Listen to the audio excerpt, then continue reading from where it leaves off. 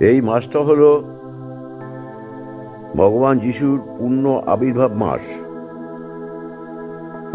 এই ভগবান যিশুর ক্রুশবিদ্ধ হওয়ার প্রসঙ্গে শ্রী শ্রী ঠাকুর বলেছিলেন একজনের প্রশ্নের উত্তরে যে আমার মনে হয় না তিনি ক্রুশবিদ্ধ হয়ে মারা গিয়েছিলেন।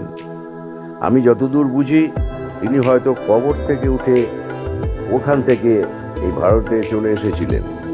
আর এ ঘটনাটা সত্যি যে তিনি ভারতে চলে এসেছিলেন, কারণ এটা পরবর্তীকালে বিশিষ্ট সব গবেষকরা এটা আবিষ্কার করেছেন।